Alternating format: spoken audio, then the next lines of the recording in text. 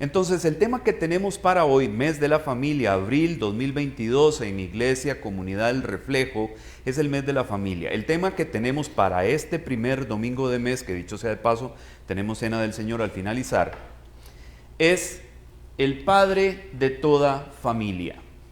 ¿Quién es el padre de toda familia? ¿Quién dirían ustedes que es el padre de toda familia? Ok, Dios. Partamos entonces de ese ser del que nacen o del que son generadas todas las familias. Dios es un ser absoluto que pertenece a una dimensión distinta a la nuestra. ¿Ok? Él es un ser superior, distinto a nosotros. Por eso es que cuando el ser humano trata de comprender a Dios con una mente natural, no lo logra. Entonces para la humanidad es más fácil descartar la idea de Dios, ¿ok? Porque no se parece a Él y porque no logra explicarlo, que aceptar por la fe que existe un ser superior que pertenece a una dimensión distinta y que ese ser superior de esa dimensión distinta con poder absoluto ha creado todo lo que existe. ¿Ok? Entonces, Dios es ese ser básico, esencial, es esa matriz de la que parte absolutamente todo lo creado. ¿Ok? Ahora, Dios, dentro de su propósito personal, decidió no estar solo. Y con el poder para crear, creó cosas. ¿Ok? Entonces creó seres espirituales de la misma dimensión de Él y creó seres materiales que pertenecen a nuestra dimensión. ¿Alguno vio esa película Náufrago? Con Tom Hanks. La vieron, ¿verdad? Que se estrella el avión y él termina en una isla desierta, solo, absolutamente solo. Dentro de los paquetes que venían en el avión, que era un avión de carga, venía una bola de básquetbol. ¿Ustedes recuerdan? ¿Ok? Entonces el tipo se hiere la mano la tiene ensangrentada completamente, él agarra la bola con la mano así y le deja una impresión a la bola. Y esa impresión que deja en la bola de su mano ensangrentada parece como la cara de alguien. El tipo lo bautiza y le pone Wilson. ¿Ok? Y Wilson se convierte en su compañero. Él solo en una isla desierta, o sea, él creó su propio compañero de naufragio, Wilson. ¿Ok? Dios tiene la capacidad de crear de la nada. ¿Alguno de nosotros puede? No, ninguno. O sea, porque hay gente muy creativa, sí, pero lo que crea es a partir de lo que ya existe.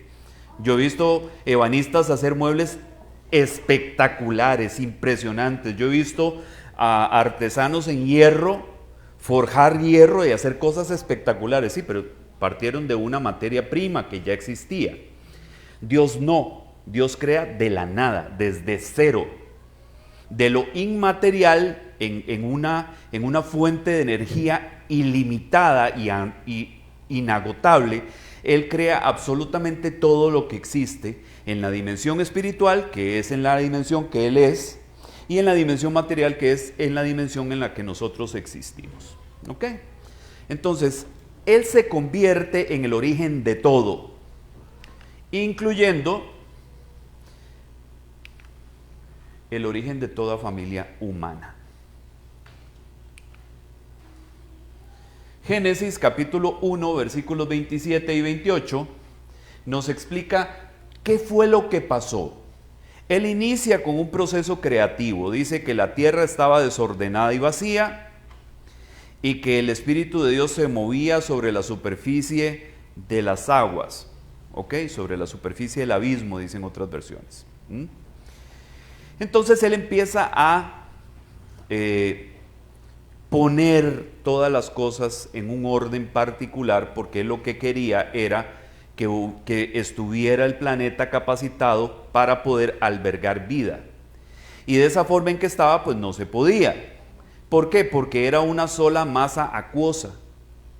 O sea, al principio en Génesis 1.1, El planeta, la Tierra, dice, en el principio creó Dios los cielos y la tierra. Ese es el primer paso. Él crea los cielos y la tierra. Pero después de crear la tierra, dice que la tierra aún no estaba lista, ¿verdad? Él la crea, pero no estaba preparada para lo que él quería hacer. Entonces él, después de crear la tierra, empieza a prepararla. Dice que separa las aguas de las aguas porque, para que ustedes me entiendan, el planeta era una masa acuosa. ¿Okay? Nosotros ya sabemos que es esférico, ¿verdad? Era como una bola llena de agua. Y en medio de esa bola llena de agua había una superficie sólida, pero estaba cubierta totalmente por agua. Entonces Dios lo que hace es, bueno, vamos a separar estas aguas. Vamos a mandar o a desplazar parte de esa agua hacia arriba y otra parte de esa agua la vamos a desplazar hacia abajo.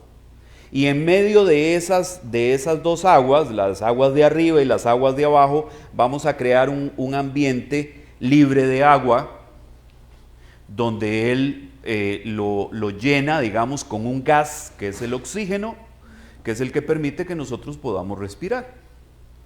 Entonces, aguas arriba, aguas abajo, ese intermedio de gas, de oxígeno, para que la vida fuera posible, y de las aguas de abajo hace emerger lo seco, la tierra. Originalmente esta tierra tenía un nombre que los arqueólogos le llaman Pangea. Pangea era un solo continente, o sea, era una sola plataforma continental, una sola mesa de tierra. No existían los continentes como nosotros los conocemos ahora, ¿verdad? Que está el continente americano, el continente europeo, el continente asiático, o sea, no. Era una sola plataforma, como una sola mesa sólida de tierra. Con el tiempo los continentes se fueron fragmentando, se fueron separando y tenemos el planeta que nosotros conocemos hoy, ¿de acuerdo?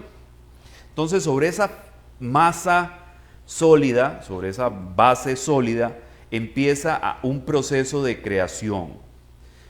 Crea plantas, animales terrestres, animales voladores, de esos que funcionan, digamos, en la parte de arriba de ese espacio gaseoso donde está el oxígeno, y animales acuáticos, que son los que van, digamos, en la agua de abajo, en las aguas de abajo. ¿Ok? Bien. Después de que él termina, bueno, establece lumbreras, ¿verdad? El sol para el día, la luna para la noche, las estrellas, etc. Ustedes lo pueden leer en Génesis, ustedes ya conocen bien esa historia, no necesito detallárselas más. En el capítulo 1 y el versículo 27, después de haber realizado todo esto, entonces Dios viene y crea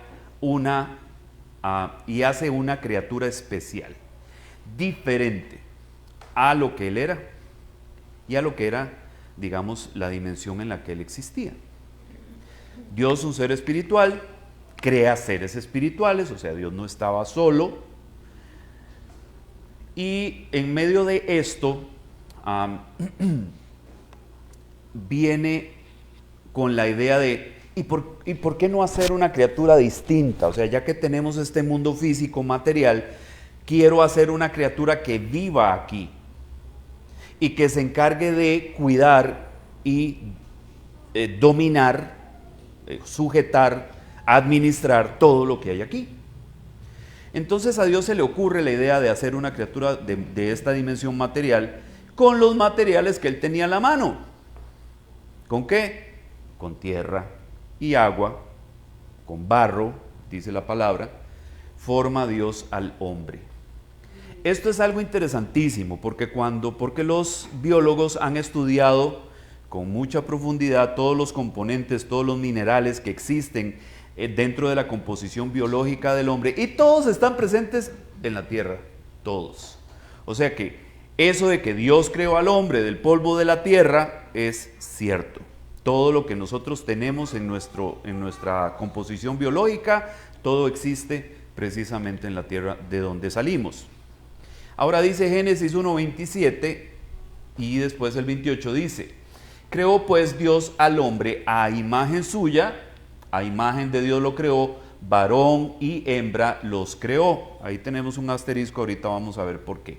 El 28 dice, y los bendijo Dios y les dijo, sed fecundos, multiplicaos, llenad la tierra y sojuzgadla, ejerced dominio sobre los peces del mar, sobre las aves del cielo y sobre todo ser viviente que se mueve sobre la tierra. Ok, entonces Dios crea al hombre y lo crea en dos modalidades, macho y hembra. ¿Son distintos? Sí y no. ¿Por qué sí y no?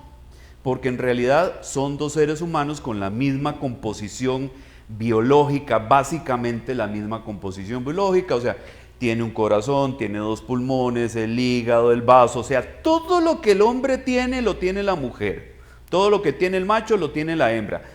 El hombre tiene algunos extras y la mujer también, ¿verdad? Que no comparte con el otro. ¿Por qué? Porque son seres complementarios. Uno complementa al otro, ¿ok? Como cuando usted tiene un tornillo y una rosca. El tornillo solo no funciona. La tuerca sola no funciona. Usted necesita el tornillo y la tuerca. Y las dos cosas juntas cumplen una función. Si el tornillo necesita una rosca sí o sí, porque si no es un pedazo de fierro inservible. ¿De acuerdo? Entonces Dios crea de la misma forma absolutamente todo, no solamente con respecto al hombre, también en la naturaleza. Cada uno de los animales que Él crea tiene un macho y una hembra. ¿Con qué propósito? Con el propósito de que se puedan reproducir. ¿Ok? Entonces, uno con el otro se complementan y producen un nuevo ser de la misma especie. ¿De acuerdo? Esto es importante que lo establezcamos porque esto es biología básica, hermanos. Esto es biología básica. Aquí ni siquiera estamos hablando en este momento de religión, estamos hablando de biología básica. ¿De acuerdo? Independientemente de cualquier factor de creencia o de doctrina. Y les dice, después de que los crea, complementarios, uno macho, otro hembra, les dice lo siguiente, los bendice, benditos sean, qué bonitos me quedaron. ¿Qué fue lo que Dios dijo? Y dijo Dios que era bueno. O sea, Dios termina el trabajo y dice, qué bonitos me quedaron estos bandidos, ¿verdad? Qué bonitos que están, qué buenos, qué buen trabajo. ¿Ok? Dios puede, sí, claro, por supuesto que Él puede. ¿Por qué? Porque Él es el que lo hace. Como a veces usted termina un plato de cocinarlo y usted dice, qué rico me quedó esta carambada, ¿verdad? Cuando le quede rico, invite. Después dice aquí, sed fecundos, los bendice, lo reconoce como un buen trabajo y les dice, fecúndense, multiplíquense. O sea, sed fecundos en perfecto castellano es relaciónense íntimamente, ¿ok? Fecúndense el uno al otro, o sea, tengan, o sea, dense bastante cariño juntos, ¿verdad? Ok.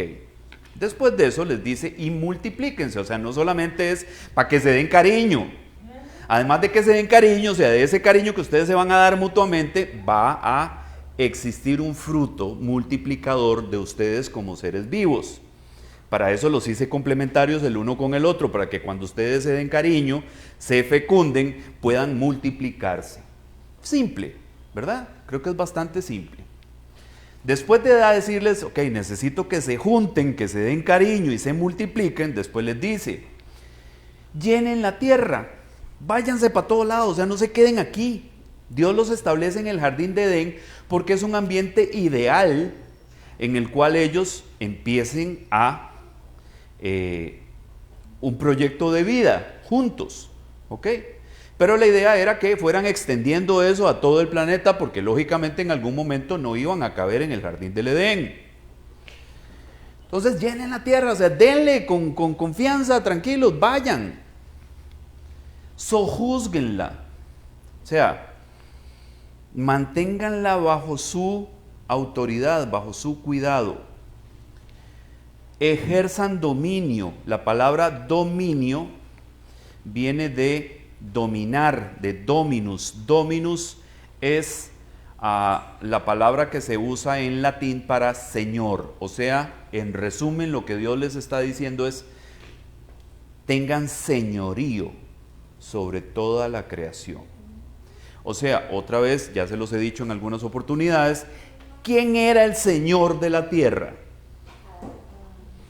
El hombre. El señor de la tierra era el hombre. Dios creó al hombre para que se convirtiera en el señor de la tierra, en la autoridad máxima en la tierra, el que administrara y tuviera absolutamente todo bajo control. Pero aquí quiero hacer una aclaración que es muy importante. Vean por qué puse el asterisco aquí. Este pasaje, Génesis capítulo 5, versículo 2 dice: varón y hembra los creó y los bendijo y los llamó Adán en el día en que fueron creados. ¿Quién era Adán? Ajá. ¿Quién dijo eso? Los dos eran Adán. Los dos. Tanto el macho como la hembra eran Adán. La palabra en hebreo es Adam, con M. Y Adam significa de la tierra, o terrestre, o terrícola. ¿Ya? Entonces, cuando Dios les llama al ser humano, al hombre, como tal, le llama Adán, está nombrando a los dos, tanto al macho como a la hembra. Aquí quiero establecer algo, aquí quiero dejar algo muy claro desde aquí. Porque de aquí para adelante es donde se da la distorsión, de aquí para adelante es donde empezamos a tener problemas y empezar a creer que hay una superioridad en el hombre que no ostenta la mujer. Perdón, hermanos, perdón, hermanas, no es así. No existe tal cosa en este punto. Ya vamos a ver qué es lo que pasa después. Pero en este punto en particular no hay superioridad. El hombre y la mujer son exactamente iguales en este punto. En este momento de la historia de la humanidad son exactamente iguales. No es más el hombre ni menos la mujer, no es más la mujer y menos el hombre. Aquí no.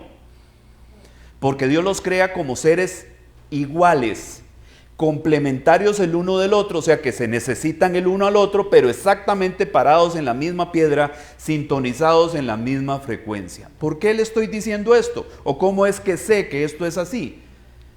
Vea lo que dice aquí: sed fecundos. ¿A quién se lo dijo? A los dos. Multiplicaos. ¿A quién se lo dijo? A los dos. Está en plural, ¿verdad? Llenad la tierra. ¿A quién? Adán, macho y hembra.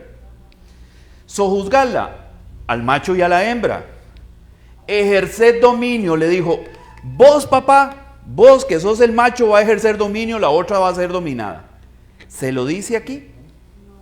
¿En ese punto se lo está diciendo? No. Ahí no se lo dice. ¿Ustedes entienden cuál era el plan original de Dios? El plan original de Dios no era que el hombre fuera y la mujer se sujetara. No. No era así. ¿Ok? Y esto es muy importante. ¿Por qué es tan importante? Porque nosotros, convenientemente, tan lindos que somos, hemos sido educados y formados de esta manera, nos hemos acostumbrado a pensar de que hay una superioridad en el hombre. Que el hombre es más, que el hombre debe imponerse, que el hombre y la mujer debe sujetarse. Y eso no era lo que Dios estaba diciendo aquí. Eso no era lo que Dios estaba diciendo. Dios estaba poniendo a los dos en la misma, en igualdad de condiciones, en ser necesarios y complementarios el uno del otro, porque la tuerca sola no sirve para nada y el tornillo solo no sirve para nada. Necesitamos la tuerca y el tornillo. Uno es complementario del otro, trabajan en conjunto. Entonces Dios crea al hombre, macho y hembra, para que trabajen en conjunto, para que sean complementarios el uno del otro, pero los dos en la misma dimensión. Y le dice, ejerzan dominio Tanto se lo dice al macho como se lo dice a la hembra. ¿Entendemos esa parte? Bien.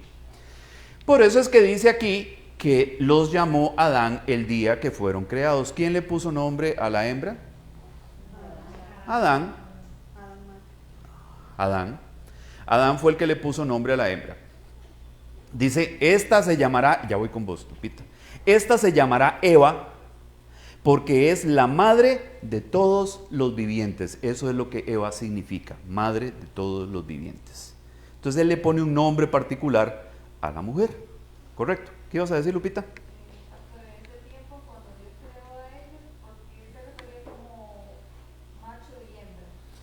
Porque establece dos géneros. O sea, la humanidad es ¿cómo se llama? Es un ente biológico como tal, el hombre como tal es un ente biológico, ¿ok? Que como les he dicho a ustedes, o sea, tiene exactamente la misma composición tanto en el macho como en la hembra en términos generales. O sea, no es que las mujeres tienen 3 brazos, no, tienen 2 igual que nosotros los hombres, ¿ok? 2 piernas igual que nosotros los hombres, tienen un corazón, tienen 2 pulmones, tienen un estómago, tienen un sistema circulatorio, tienen un sistema óseo, o sea, toda la composición básica, tanto en el hombre como en la mujer, es exactamente la misma. Ahora, hay algunas variantes, digamos, a nivel biológico para permitir ciertas funciones particulares, ¿ok? Como son seres complementarios, entonces el hombre tenía que tener cierta configuración a nivel genital y la mujer una configuración distinta. ¿Para qué? Para que puedan complementarse. ¿Por qué es que las personas del movimiento de diversidad, los homosexuales en particular, deben tener una sexualidad distinta? Porque no son complementarios. ¿Ok? No hay complemento entre 2 hombres. No hay complemento entre 2 mujeres. Es como que usted ponga 2 tuercas juntas. No funcionan. ¿Correcto? O que usted ponga 2 tornillos juntos. Tampoco funcionan. Porque no fueron diseñados para funcionar en conjunto. Fueron diseñados para que la tuerca funcionara con el tornillo. No 2 tornillos, no 2 tuercas. A nivel reproductivo, correcto. ¿Queda claro? ¿Por qué? Porque Dios es un ser superior. Él sabe lo que está haciendo. Él no estaba experimentando, vamos a ver cómo me sale esta vaina, a ver si sale bien, si no lo agarro, lo boto y hago otra cosa. No. Él hace exactamente lo que en su mente superior estableció que iba a hacer y lo ejecuta y lo convierte en una realidad, pasa de la mente de Dios a una realidad física. ¿Ok? Pero tanto el hombre como la mujer, el macho y la hembra son Adán los dos. ¿Por qué esto es importante? Porque Dios en este punto no está estableciendo ninguna diferencia, en este punto. Aquí no hay diferencia alguna. ¿De acuerdo? Podríamos entrar en una consideración un poco incierta con respecto a algunas dinámicas de lo que ocurre en el jardín del Edén, porque después de este pasaje la Biblia dice que Adán estaba solo. Entonces, ¿cómo es que dice en una parte que los creó macho y hembra y después dice que Adán estaba solo? ¿Qué pasó con la hembra? ¿Verdad? Pero eso, mi pequeño Adams, es otra historia. No lo vamos a tocar aquí, no lo vamos a tocar ahorita. ¿De acuerdo? Para los efectos, nosotros partimos del hecho de que había un hombre y una mujer, un macho y una hembra. ¿Ok? Seguimos. Pero se manifiesta una necesidad de ayuda y compañía. A esto vamos precisamente con lo que les acabo de decir. Dice, y el Señor, Génesis 2, 19 y 20, dice, y el Señor Dios formó de la tierra todo animal del campo, toda ave del cielo, y los trajo al hombre para ver cómo los llamaría. Adán le dice, tome, aquí están estos bichitos, ve a ver qué nombre se le ocurre que les podemos poner, y el ser humano se encarga de eso, ¿ok? Dice, y como el hombre llamó a cada ser viviente, se fue su nombre. Y el hombre puso nombre a todo ganado y a las aves del cielo y a toda bestia del campo, mas para Adán no se encontró una ayuda que fuera idónea para él. Claro, porque Adán llama a los bichitos y dice, qué bonito, mira qué vacilón, estos dos son iguales, pero una es más chiquitica y una tiene esto y la otra tiene el otro y... pero son de la misma familia, o sea, eso significa que estos dos van juntos, son un juego, son un par. Entonces les pone un nombre. Y él empieza a ver los pares. El par de los leones, el par de las jirafas, el par de del ganado, el par de los tortolitos y el par mío. Yo no tengo par. Parece que todos tienen par aquí menos yo.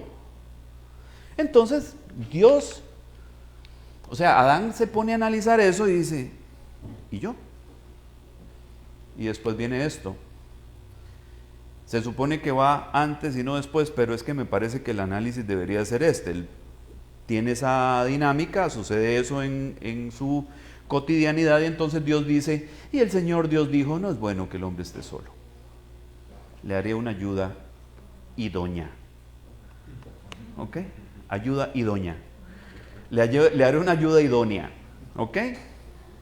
Entonces, dice que lo hace caer en un profundo sueño, le hace una incisión en un costado, le extrae una costilla y con esa costilla de su costado forma una mujer.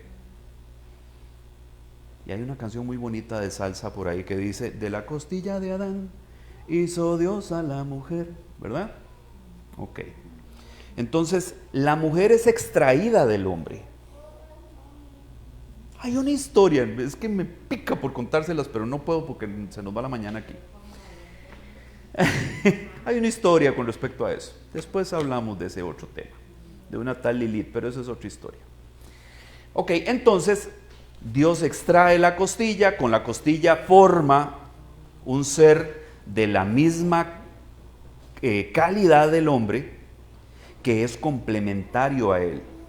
Y entonces es cuando Adán exclama, esto por fin es hueso de mis huesos y carne de mi carne. O sea, Adán siente a aquella mujer como algo propio, que salió de sí mismo. Como cuando uno dice, son mis hijos, y uno lo dice con un orgullo, ¿verdad? Principalmente las mamás que saben que los tuvieron que cargar ahí 9 meses y que aquel carajillo o aquella carajilla pateaba y movía y pellizcaba y no dejaba dormir y todo. O sea, creo que nadie podría sentir más como suyo un hijo que una mujer que lo llevó en el vientre. Pero nosotros los papás también. O sea, para nosotros es nuestra progenie. ¿Ok? Entonces Adán mira a la mujer y dice, esto lo sacaron de mí. O sea, es parte de mí. Y lo siente tan parte de él, que exclama, dice, esto por fin es carne de mi carne, hueso de mis huesos, y será llamada mujer, será llamada Eva, ¿ok? Porque será madre de todos los vivientes. Bien, seguimos. Entonces en ese momento se crea una unión indivisible. Esto es importantísimo, hermanos, que lo entendamos. La unión entre el hombre y la mujer es indivisible. ¿Por qué lo digo? Por esto. Génesis 2:24 dice, por lo tanto, el hombre dejará a su padre y a su madre y se unirá a su mujer y serán una sola carne. ¿Qué es una sola carne?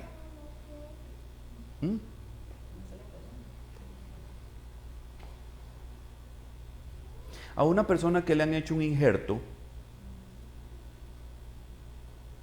a veces le ponen piel de su mismo cuerpo de otro lado, ¿correcto?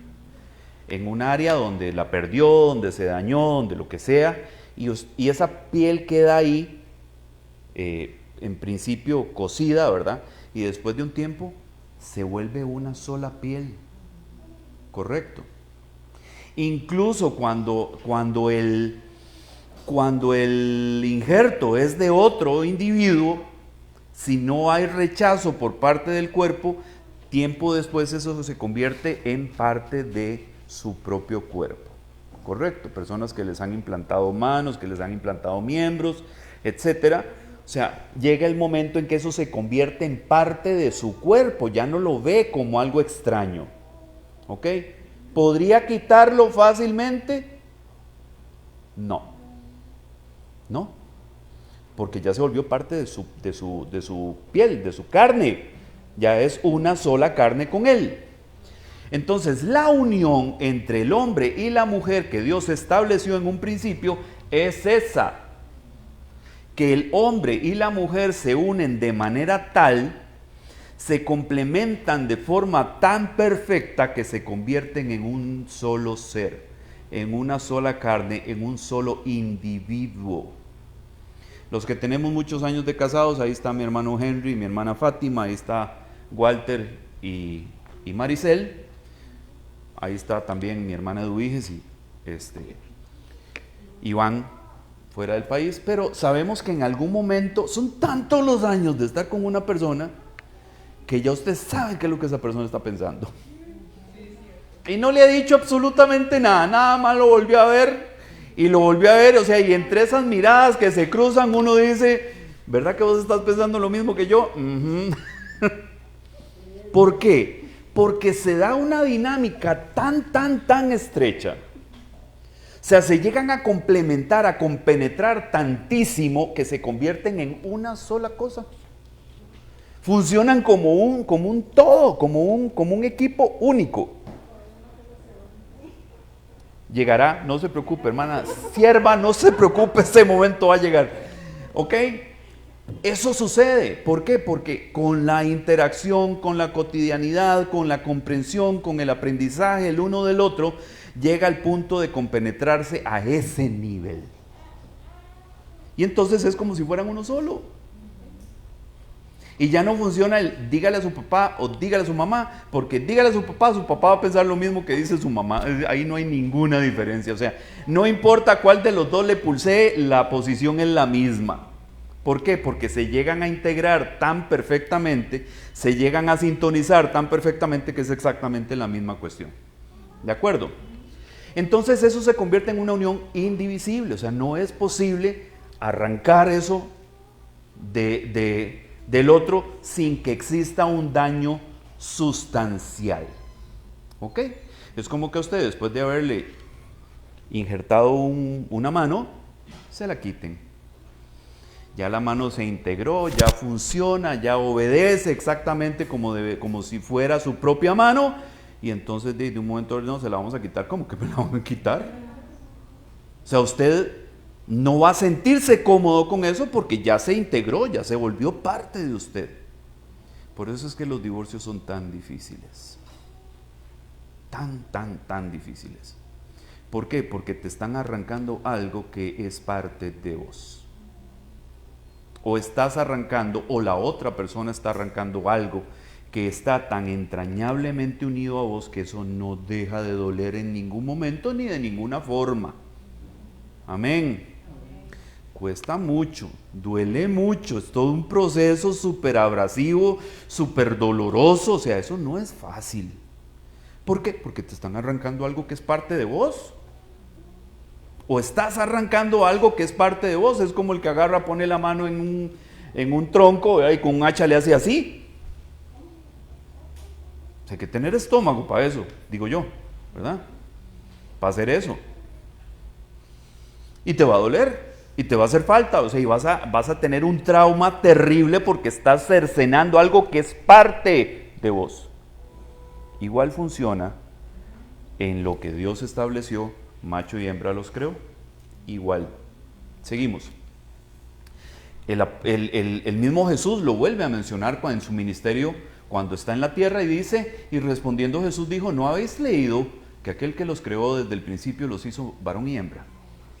Y añadió, por esta razón el hombre dejará a su padre y a su madre y se unirá a su mujer y los dos serán una sola carne. O sea, ¿qué parte de eso no entendieron? Es lo que le está diciendo Jesús a los fariseos, porque llegan los fariseos a decirle, Señor, y así no es una cosa, ¿y cómo está el tema del divorcio? ¿Qué opinas vos acerca del divorcio? Y exactamente esto es lo que le responde Jesús. ¿Qué opino del divorcio? Ustedes no han leído aquel que los creó los hizo macho y hembra desde el principio. Y que por esta razón el hombre dejará a su padre y a su madre y se unirá a su mujer y los dos serán una sola carne. O sea, no han leído esa parte. Entonces los fariseos le responden, sí, pero es que Moisés dio una carta de repudio para que pudiéramos deshacernos de la vieja esa. ¿Ok? Y entonces Jesús le responde, sí, Moisés lo hizo a causa de la dureza de sus corazones. Porque ustedes tienen un corazón tan duro que es incapaz de perdonar, que es incapaz de ponerse en el lugar de la otra persona, que es incapaz de sentir lo que siente su cónyuge, y entonces en lugar de tratar de averiguar cómo le ayuda y cómo lo acompaña y cómo lo sostiene en medio de la tormenta, lo primero que hace es pensar en cómo le vuelo tijera para deshacerme de esto. A causa de la dureza de sus corazones, dice Jesús, porque ustedes tienen un corazón duro. Si ustedes tuvieran un corazón sensible, si ustedes tuvieran un corazón tolerante, un corazón que perdona y que tiene misericordia, no necesitarían una carta de divorcio.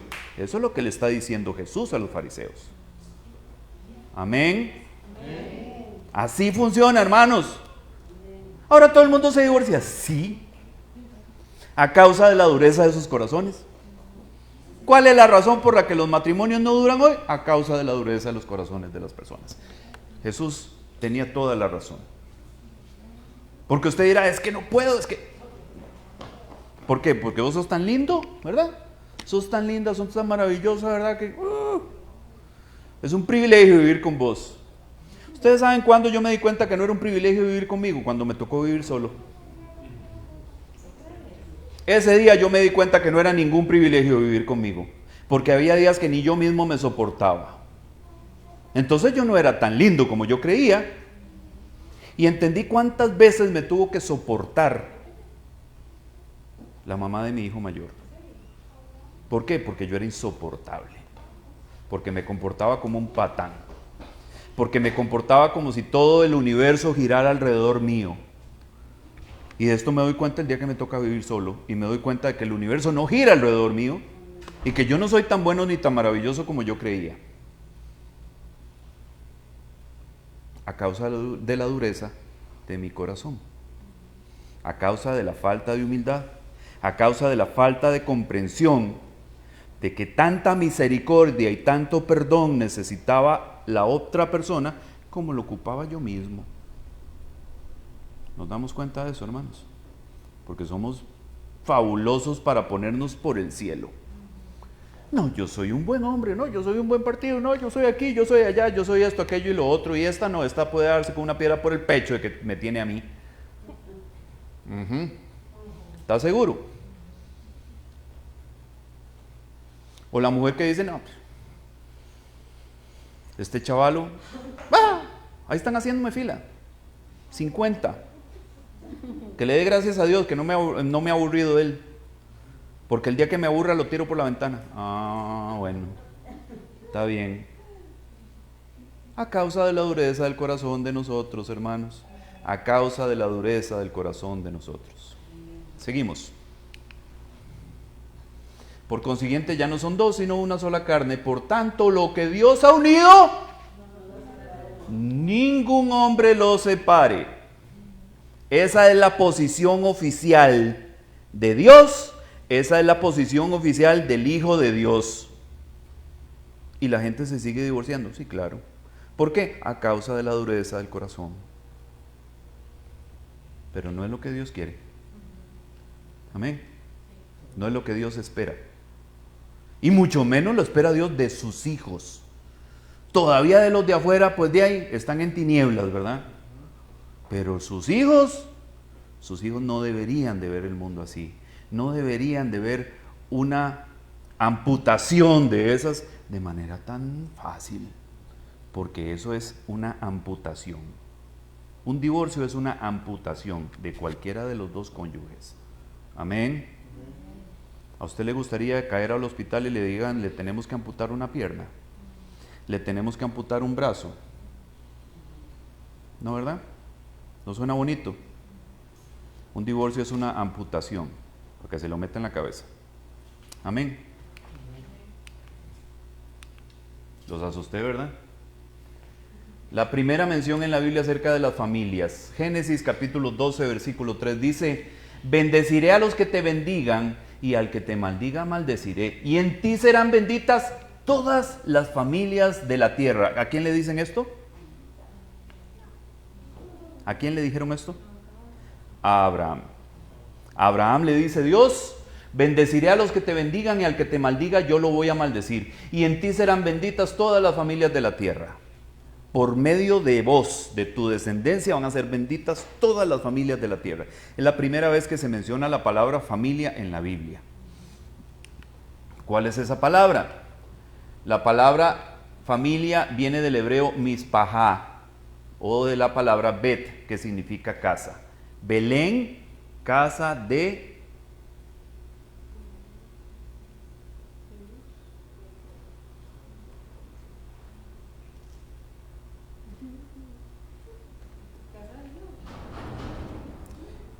No, Betel, perdón. Betel. Bet-el, ¿ok? Casa de Dios. Belén, casa de pan. Ya me acordé. ¿Ok? La palabra, la raíz bet significa casa. Viene del griego oika, que significa patria, casa, clan.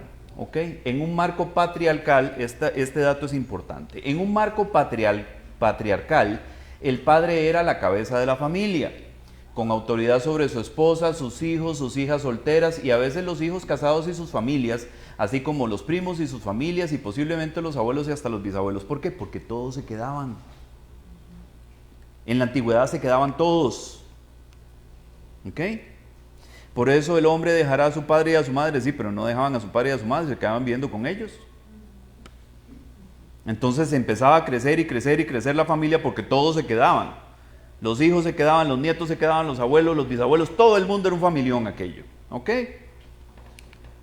Pero el cabeza de ese familión era el patriarca, el que había iniciado esa línea familiar, el varón de esa línea familiar.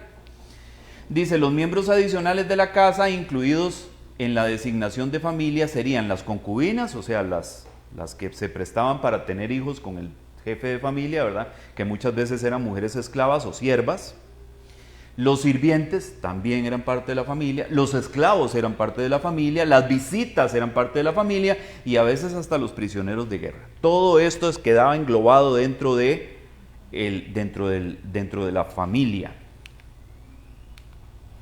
El concepto de familia como base social viene principalmente del Imperio Romano.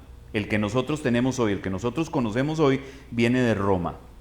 Dice, esta palabra en español y otras lenguas romances y no romances proviene del latín familia o familiae, que en un principio no se refería específicamente a la familia como la conocemos o como la concebimos hoy, sino al conjunto de esclavos y sirvientes que vivían bajo un mismo techo. O sea, la familia de un hombre eran los esclavos y los sirvientes que vivían con él en su casa.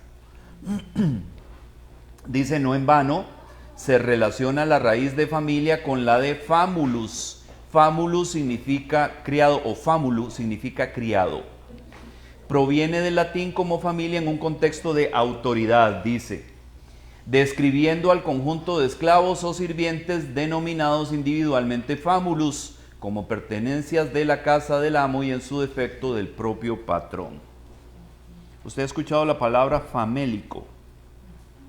¿Ha escuchado la palabra famélico? Ok, famélico es hambriento al extremo. O sea, el que está famélico es el que se está literalmente muriendo de hambre. ¿Ok?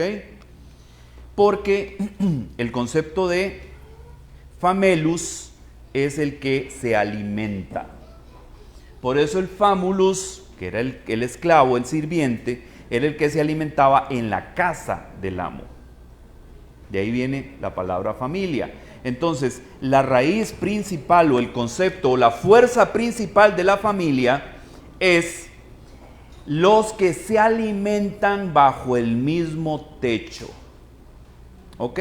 Esos son la familia. Los que comen juntos bajo el mismo techo. Esos son familia. ¿Ok? Sigue aquí diciendo, las personas que vivían bajo un mismo techo formaban la familia, un conjunto con nombre propio y vínculos entre ellos que han ido evolucionando a lo largo de los siglos.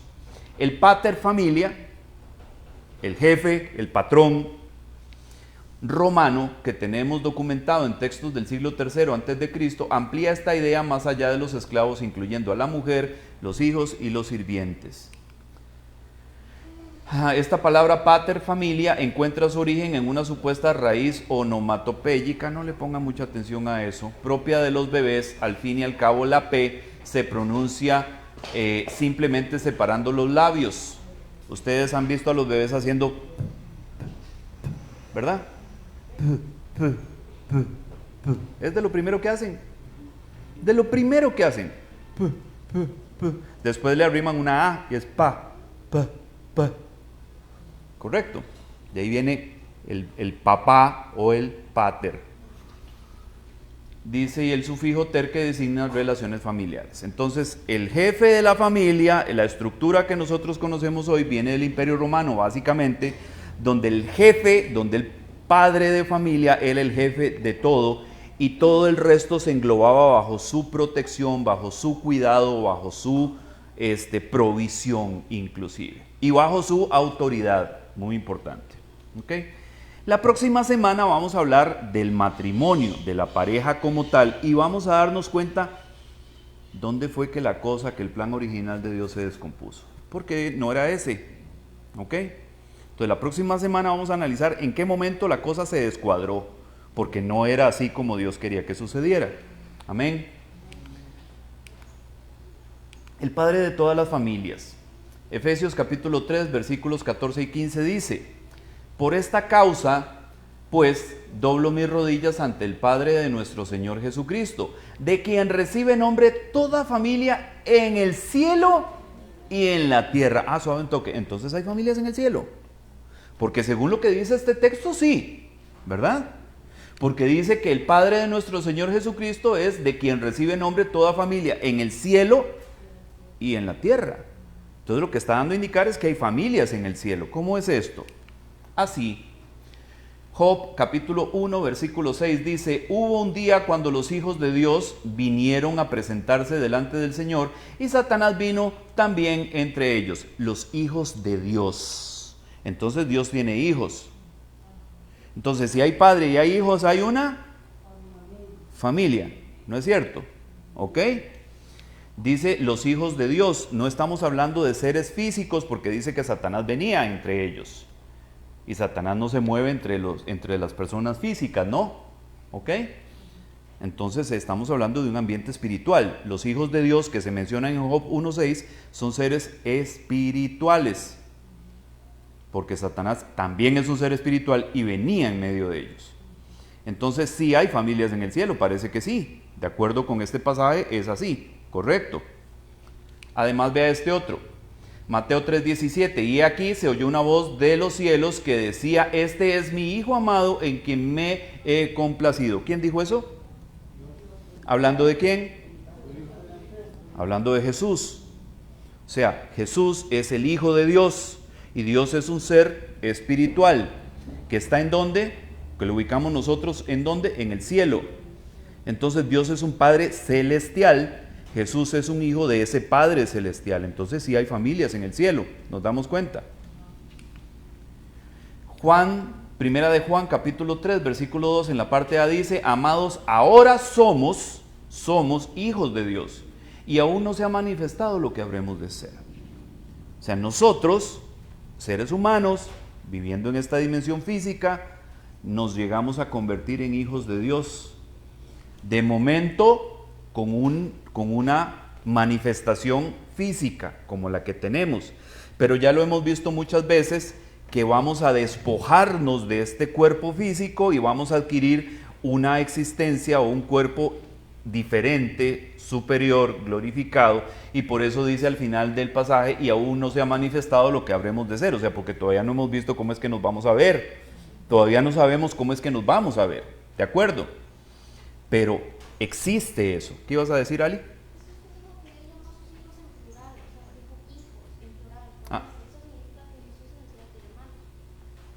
Los ángeles.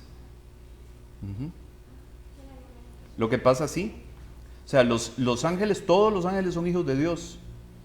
Ahora, ¿cuál es la diferencia entre los ángeles y Jesús? Que Dios engendró a Jesús. A los ángeles no, a los ángeles los creó. ¿Ya?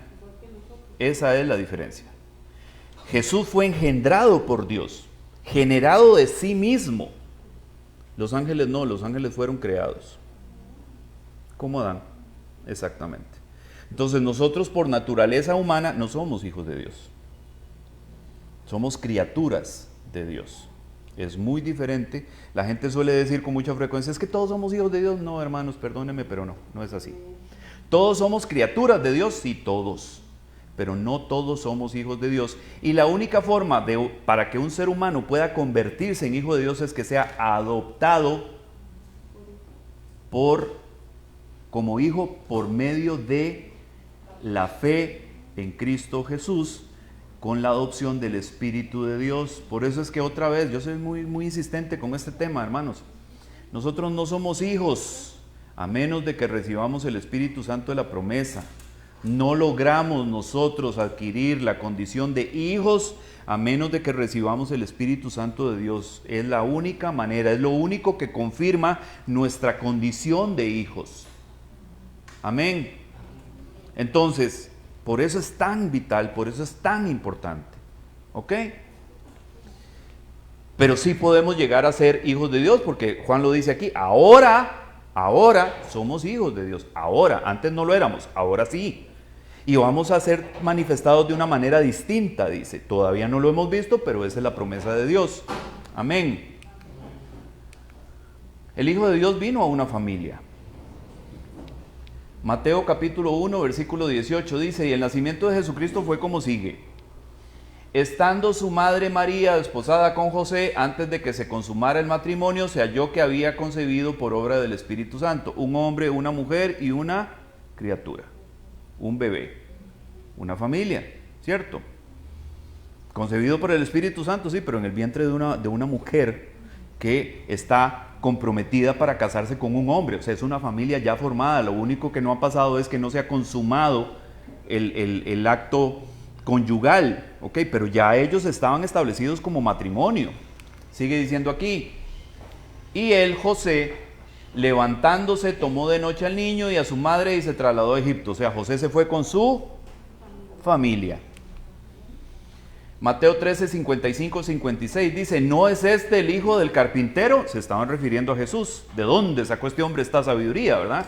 Dice, ¿no es este el hijo del carpintero? ¿No se llama su madre María y sus hermanos Jacobo, José, Simón y Judas? ¿No están todas sus hermanas con nosotros? ¿Dónde pues obtuvo todas estas cosas? Están hablando de la familia de Jesús. El hijo del carpintero, José. Su madre se llama María. Sus hermanos se llaman Jacobo, José, Simón y Judas, y sus hermanas están con nosotros. O sea, Jesús vino a una familia. ¿Ok? No vino como lobo solitario. Dios lo puso en una familia porque ese es el modelo de Dios. ¿Sí me entienden? Si no, lo hubiera mandado solito. No, Él lo pone en una familia porque Él entiende la necesidad de apoyo y de acompañamiento que la familia implica, de cuidado, de atención, de amor, de tantas cosas que se dan dentro del núcleo familiar. Juan 7, 3 al 5, por eso sus hermanos le dijeron, sal de aquí y vete a Judea para que también tus discípulos vean las obras que hacen los hermanos de Jesús, estos, Jacobo, José, Simón y Judas.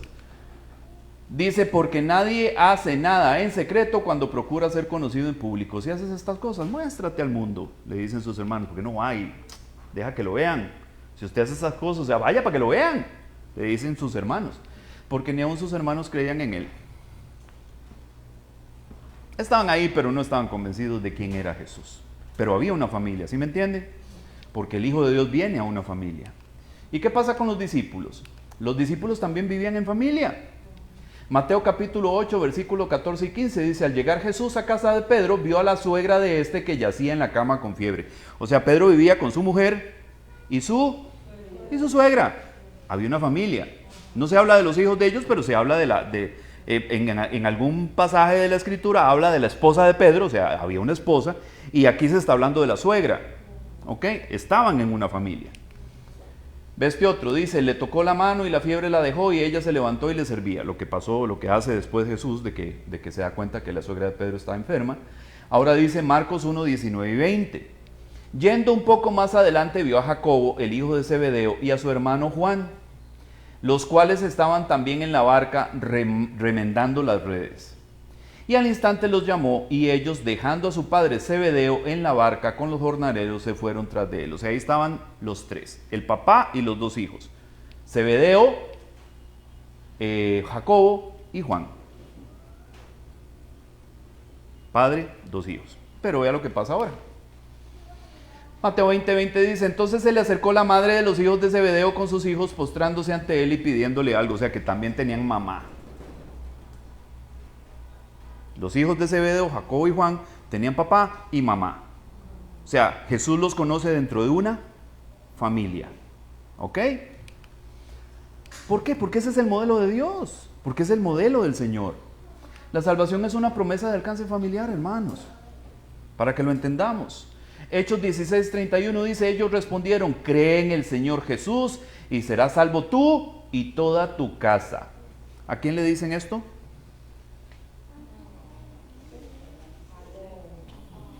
¿A quién le están diciendo esto? Cree en el Señor Jesús y serás salvo tú y toda tu casa.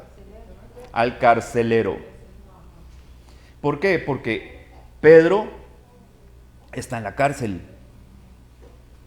¿Ok? Y entonces las puertas, hay un temblor, las puertas de las cárceles se abren y el carcelero se va a matar porque dice, o sea, se me escaparon todos. A mí me van a cortar la cabeza, ¿verdad? Y entonces le dicen, alto, no te hagas daño. Entonces ya le hablan, le presentan el evangelio y él dice, bueno, ¿y qué tengo que hacer para tener vida eterna? Le pregunta el carcelero a ellos. Y entonces Pedro le responde, o ellos le respondieron, cree en el Señor Jesús.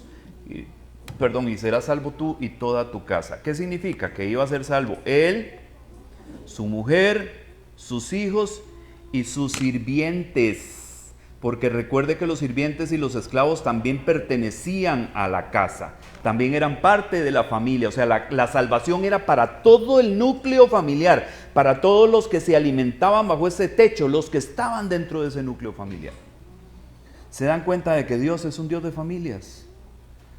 A Dios no le gustan los lobos solitarios. ¿Ok? Entonces, ya sea que nosotros tengamos una familia propia o vivamos en una familia, estamos en familia. ¿Ok? Mi hermana Eliet no tiene una familia propia, pero tiene una familia. Vive con su hermana, vive con, con su hermana, ¿verdad? Había un muchachito que vivía con usted, ¿no es cierto? También. Ya no. Bueno. No vive sola, tiene una familia. ¿Quién es la familia de mi hermana Eliet? Su hermana. Y su sobrino también, ¿verdad? Que es el que los apoya a ellos económicamente. Por eso, hay una familia. Y ella no vive sola, vive en familia. Mi hermana Angélica vive con su hijo. ¿Cuál es la familia de Angélica? En esa casa, Jason y Angélica. Amén. Zulema vive con sus dos chicos. ¿Quién es la familia de Zulema en su casa? Andy y Ariana. ¿Sí entendemos, hermanos? Porque Dios es un Dios de familias. No todas las familias son iguales, pero tampoco son como las familias que dice el mundo que son. Tengamos eso claro. ¿Por qué? Porque la familia parte de una pareja, hombre y mujer, porque así los estableció Dios. Amén. Bien, hermanos, hemos llegado al final de esta consideración. Vamos a celebrar la Cena del Señor.